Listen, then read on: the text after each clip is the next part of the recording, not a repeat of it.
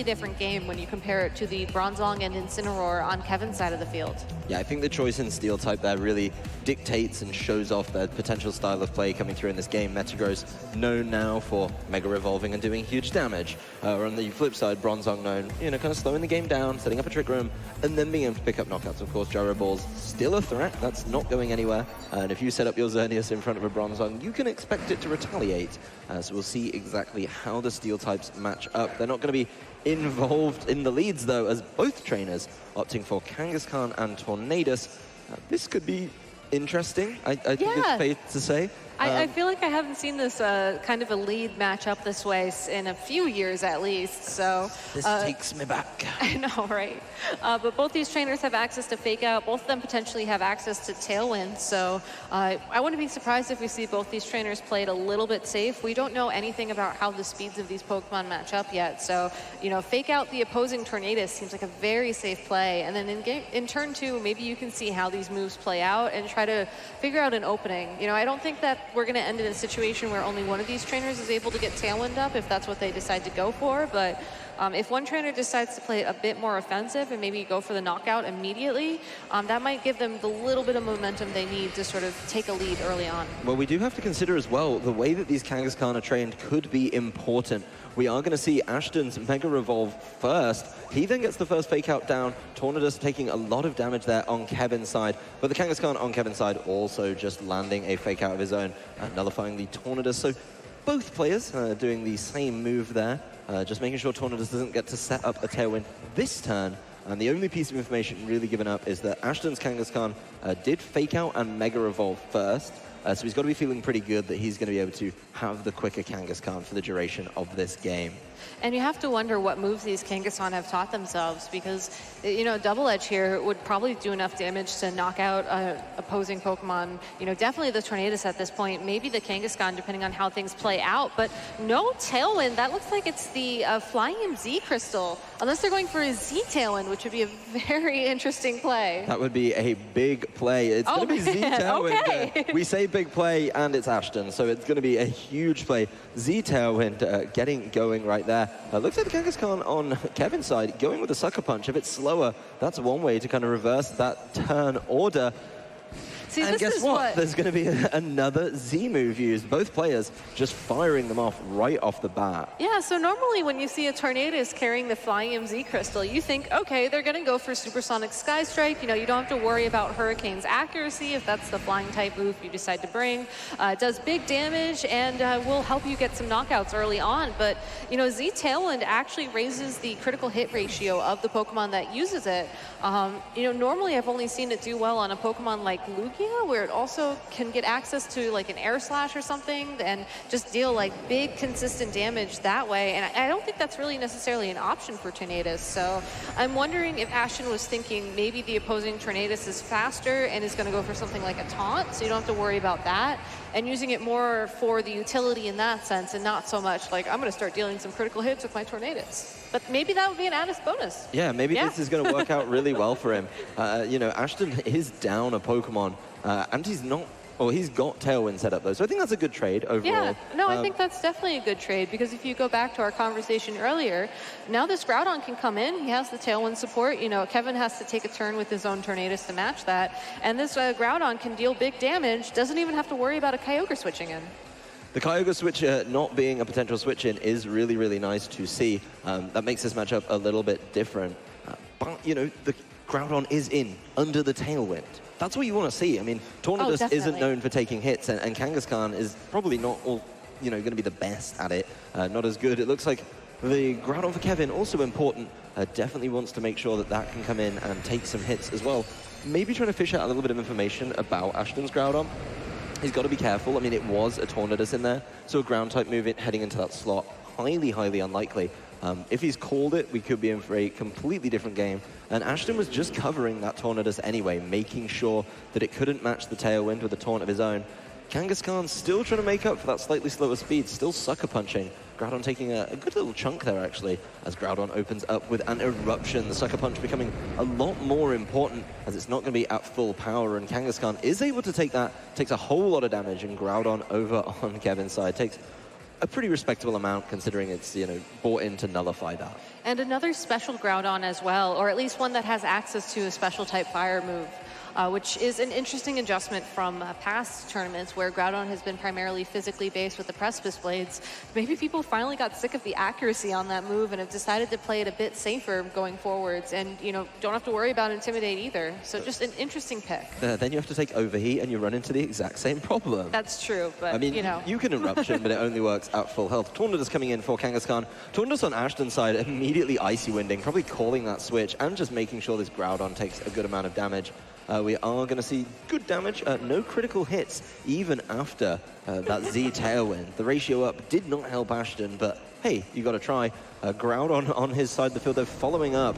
The Groudon was made slower. It's not going to be too important, as immediately felled by the Earth Power here. So the Pokemon count leveled back up, and Groudon and Tornadus just keeping on going for Ashton.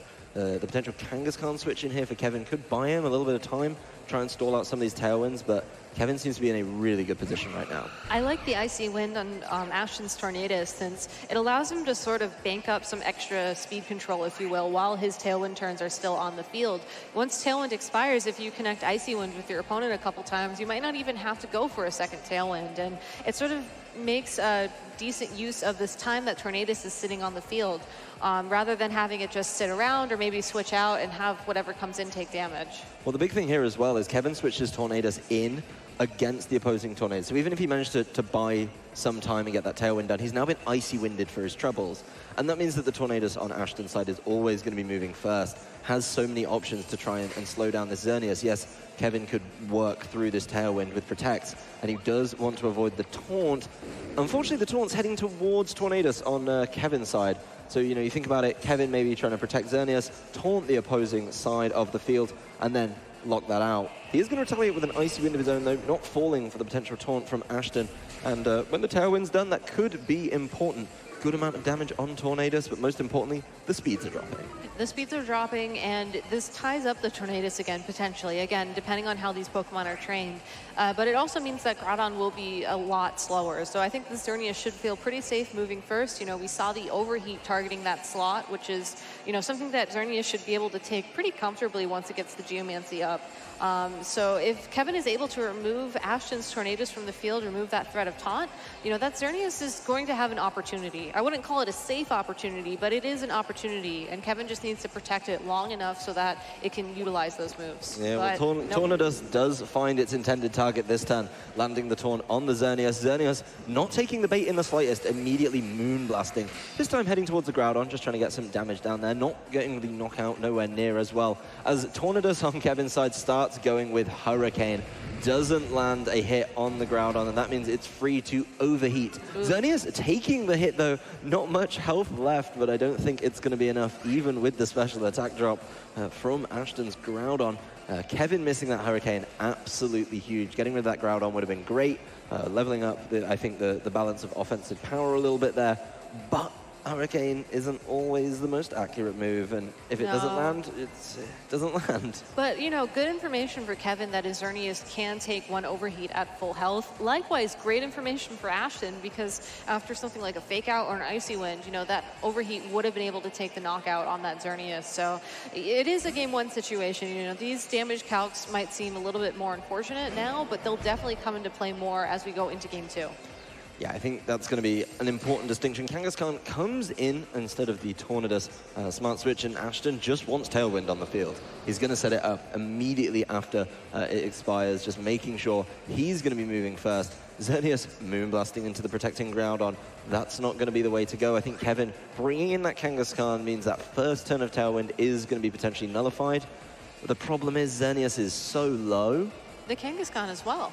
Yeah, I mean, the Tornadus could try and pick it up with something like Icy Wind. I don't know if Ashton's going to try a Hurricane of his own. Harsh Sunlight isn't the time nor the place for it. And I love that little animation. Tornadus, critical hits, up. It's like the little arrow too, which I find kind of cute. But yeah, it's a tough spot. I think as long as Ashton attacks with one of his Pokemon and is able to knock out one of these Pokemon this turn and not just have it be burned by Fake Out, which it looks like he should be all set because nothing used Protect. I think he's going to be able to clean this game up and bring us into game 2. Groudon taking the Fake Out, clinging on the tiny amount of health. Xerneas will be felled by the Icy Wind there, and Kangaskhan takes the hit, but its speed goes down. Still not seeing any critical hit Icy Winds. It'll happen, just give it enough time. All right, I'll Maybe wait. Not this game. I think if he gets the critical hit Icy Wind on the Kangaskhan, that'll be it. So he should be in a good position right now. Maybe one on the Tornadus as well. Maybe Tornadus could wrap this game up for us. That would be a fun ending, actually. I'd enjoy that. He does have to be careful. I mean, we've seen the Sucker Punch numerous times from Kevin's side of the field, so he could level it up, but I'm sure Ashton has one more Pokemon remaining that's going to be able to pick off Tornadus and Kangaskhan at low health. Sucker Punch will get one of them. It's going to be Groudon, caught out. Minimal health there, doesn't need the second hit. And we'll see what the Tornadus goes for on this one. Groudon's gone. The Harsh Sunlight is gone, but Icy Wind landing on both. We'll see if those critical hits come through from the earlier Z Tailwind. Let's get one. Let's get one. Nope. Oh, okay. Kangaskhan's gone. We got one. We got one. He gets it on the Tornadus. That's the one he probably needed. But that leaves a minimal health Kangaskhan against Tornadus and one more from Ashton. Good information though for Kevin. I mean, playing this game out does mean he gets to see Ashton's last one, and he reveals the Xerneas. And he also has an opportunity to learn how much the Sucker Punch will do against the Tornadus, which I think would be pretty critical moving forwards. I don't think you're going to do really any damage to Xerneas with something like a Sucker Punch, so just get that last bit of information and then probably start planning your game for game 2 mentally. Yeah, I think you need to look at that. See if Tornadus, like, how many Sucker Punches it would take essentially to knock it out. As once it set the Tailwind up, it genuinely just started attacking between these taunts, which was nice. He's not going to give him that opportunity, though. Ashton playing it very smart there indeed. And that was an awesome defensive play. Yeah, I mean, even though the game is coming to an end, he's still making sure that he doesn't give up information and he keeps every advantage possible. Kangaskhan felled by the Moonblast from Xerneas, and Ashton Cox taking game 1 here in round 5. So very interesting, because we started off with this mirror with the Kangaskhan and the Tornadus on both sides of the field. And then if you think about it, both these trainers brought their Xerneas. We didn't really get to see much Xerneas in this game because I think of the Tornadus positioning, but it's going to be an interesting game too, because you try to look at Kevin's team and you try to figure out how he adjusts. And I almost feel like he just brings the same 4 Pokemon and maybe tries to position them a little bit better, because he was very close, but I think Ashton just outplayed him turn after turn. I think Ashton was just comfortably in the driving seat in that turn where, yes, Ashton lost his Kangaskhan early to the Supersonic Sky Strike, but on the flip side, he got Tailwind set up, and he was able to just keep going with that Tailwind. I think losing the Kangaskhan isn't the premium Pokemon to lose after a Tailwind set up to get your Groudon in, but it's a Pokemon that has now cleared the way for Groudon, and that was key. Getting the Groudon in was really, really what he needed to just keep on pushing, capitalize on that Tailwind, and make the difference here in round 5. And Groudon is such a fun Pokemon to do that with. Eruption is almost like its version, almost literally is its version of Water Spout, barring typing. But you don't really see it played as often because it's so hard to position it correctly. But when you're in this situation where, you know your opponent has a Groudon as well, so you don't have to worry about the weather going away, you get Tailwind up, you can pretty safely go for something like that Eruption. And, I don't even think there's a threat of Vibe Guard really on the field either. So just a very strong, safe move and something that you really have to be careful about. I'm looking down at Kevin's team and I'm wondering if there's a clear and easy adaptation. Because Bronzong is probably not the one here, right? With the Groudon there and the Taunt. It could be Fireproof. The Taunt as well. It's a gamble, but it could be. It would be a big ask, I think, for Bronzong to really put in the work. And the Incineroar still feels a little bit underwhelming in this one. So maybe he does just have to stick with the same 4. I mean, Ashton has the opportunity to definitely mix it up. He knew Kevin bought his Tornadus. So why not bring the Tapu Koko of your own and really push that advantage, really capitalize on that? Because Tapu Koko is tough to stop. It's such a quick Pokemon. We talked about it at length before this game. And I'd be curious to see if Ashton can really show us just how strong it can be. Yeah, again, it's going to come down to how Ashton decides to play this game. Like, he certainly does have that opportunity to go with the same 4 Pokemon, just as Kevin does. But, I don't think we're going to see Metagross in this game, just to talk about that possible adjustment and get it out of the way. Just because Metagross really does not like Groudon matchups. I saw Ashton play at a regional earlier this year where, he had moves like Substitute so that Groudon or so that Metagross could hang out on the field when Groudon was around, and it wasn't awful. But given how comfortable he felt in Game 1, I don't think that's the kind of risk you have to take. Well, it's going to be a lead so nice, they used it twice in 2 games. The Kangaskhan Tornadus mirror is absolutely back in force for both these trainers. Wondering if Ashton is going to use that piece of information he got from Game 1 to carve out a little bit of a different way through the opening turns. I mean, yeah, he still won the game and he put himself in a great position, but he knows his Kangaskhan is likely to be faster. I think he's pretty much confirmed that with himself there in the order of Mega Evolution and the initial turn order. So we'll see exactly how it goes. Kevin doesn't want to be playing the exact same game. We are going to see the mix-up there. The Incineroar coming in, the Intimidate could be important against the Kangaskhan. That now makes a difference. It may be quicker, but it's not as powerful. And that gives the confirmation he's only bought 1 of his restricted Pokemon. The double switch going to be there right away as Xerneas drops in. Probably would have been nice to be able to lead with those. Yeah. But he feels like this is now the time to set it up. The usual form for Kangaskhan here, the Mega Evolution into the Fake Out, and I'd imagine the Tailwind's coming through again. Yeah, it's an interesting setup. You also have to worry about the taunt or maybe some damage that Kangaskhan can put down on that Xerneas going into the second turn.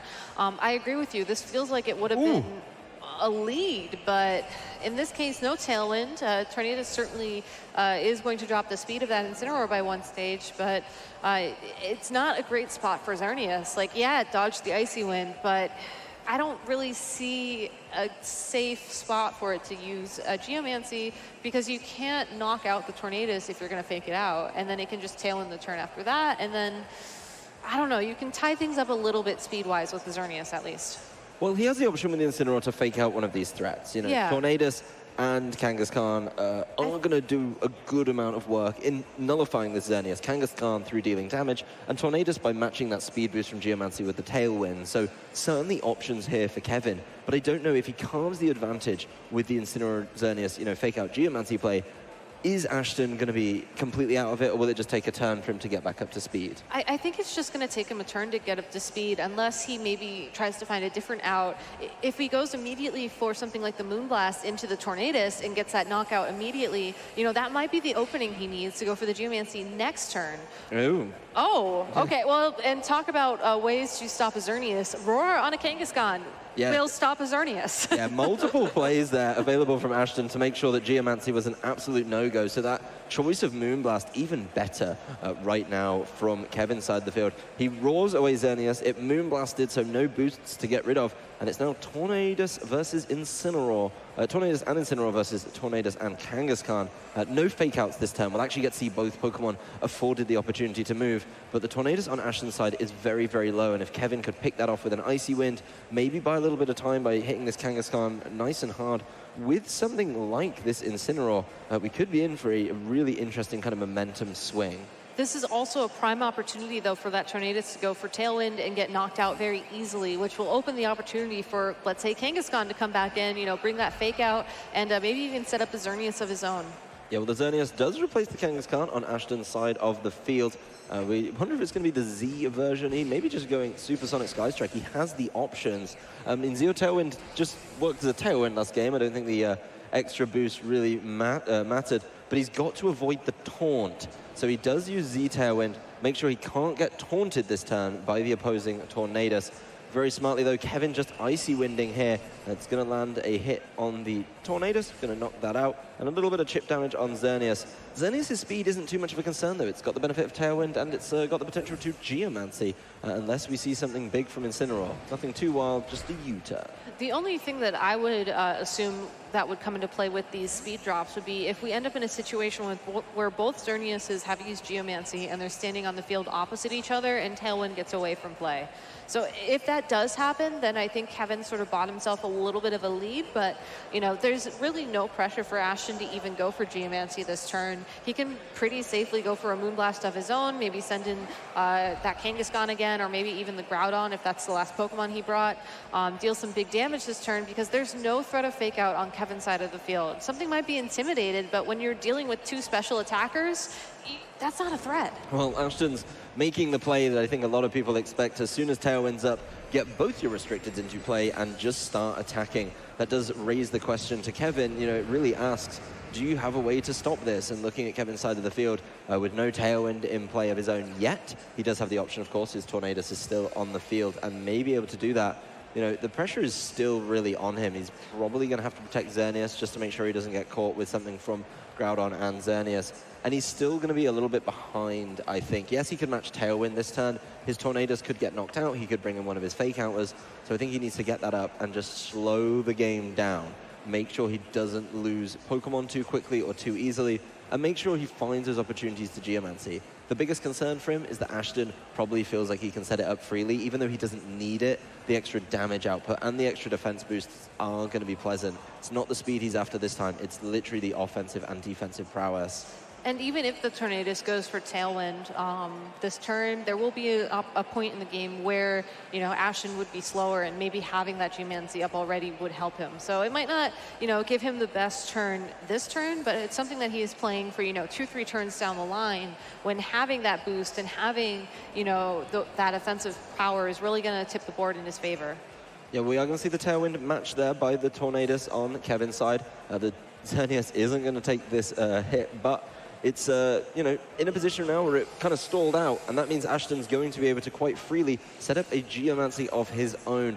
Yes, the Tailwinds are matched, but this Groudon still seems, I don't want to say unopposed, but in a very difficult position. Comfortable. Yeah, it's in a position where it's not too worried about either of the offensive threats. And the fact that Ashton didn't knock out the Tornadus could end up being quite a problem. I think we saw that back a couple rounds ago when Wolf was on the stream. You know, he didn't knock out the Pokemon that used Tailwind, so they didn't get that free switch. And it worked out really well for him. And I like seeing that strategy here as well. You know, the Tornadoes could go for more Icy Wind or maybe a Hurricane, though the accuracy on that's not going to be great.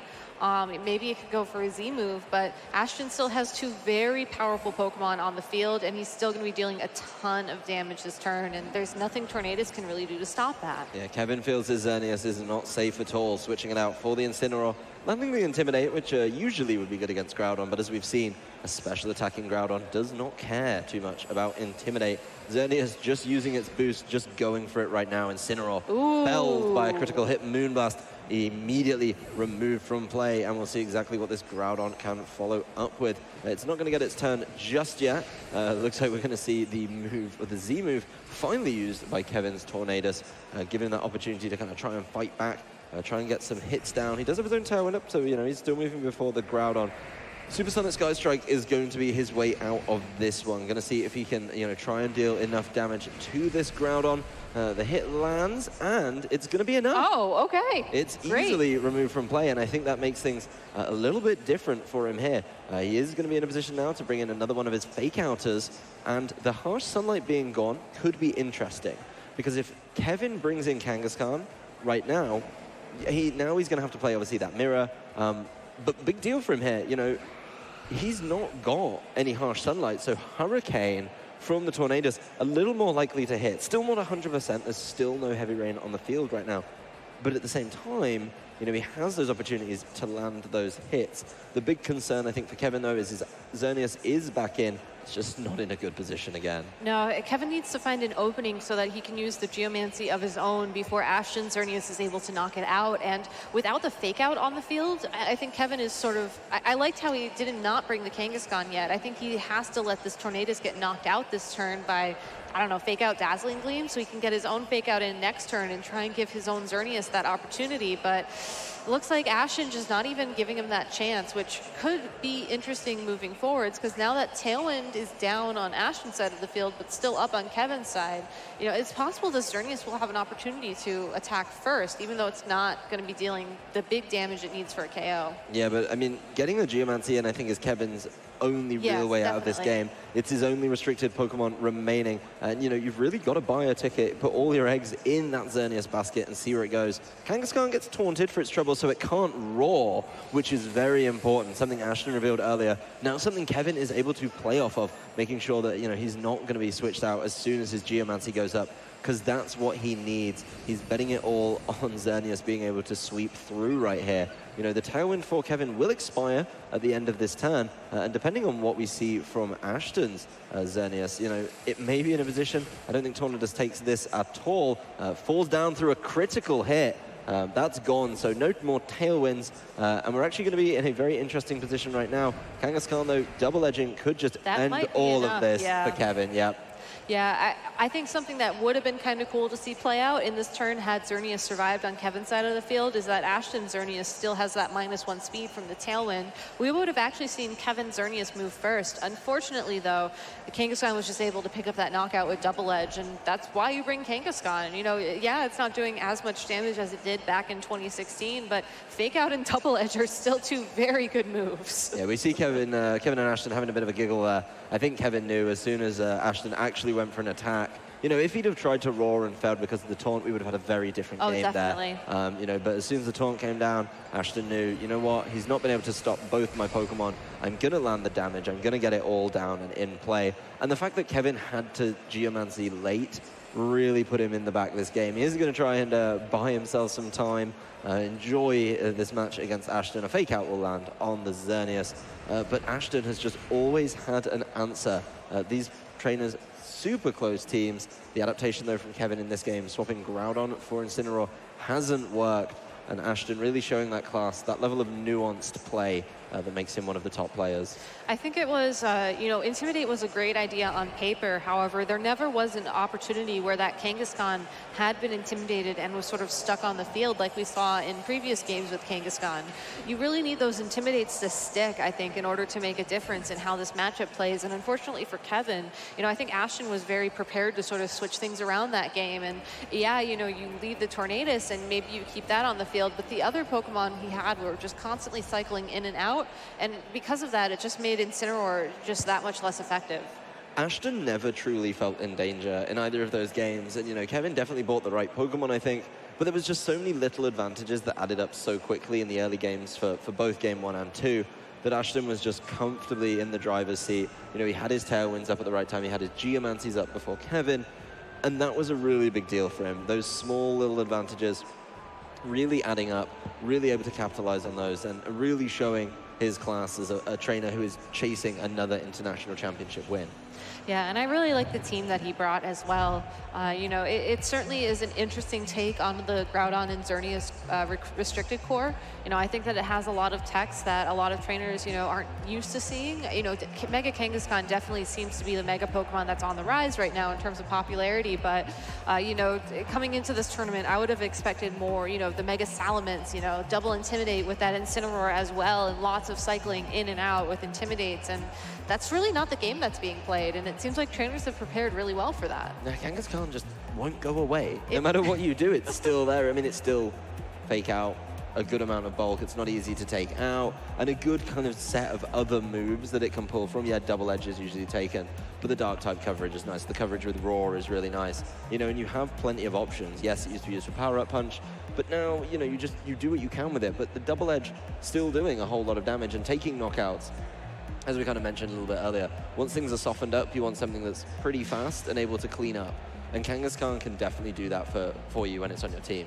You have to wonder if it's doing so well in this format right now because a lot of trainers have sort of rotated away from the Pokemon that it didn't like. I mean, you know, thinking back to earlier on in the Ultra format, it felt like I was seeing a little bit more fighting type coverage just to stop Pokemon like Incineroar, but now it seems like people are content with just using water type moves or, you know, ground type moves even to sort of take that Pokemon down, and that's really given Kangaskhan the opportunity to fight its way back into the metagame. Yeah, I mean, there's really not too many, I mean, I can't think of many fighting types, let alone fighting type coverage that come to the fore. And you know, if you look at the board, fighting types just aren't going to be given room to play right now. With the prevalence of Xerneas, things like Tapu Lele as well with the psychic terrain and those teams that just capitalize on big psychic type hits.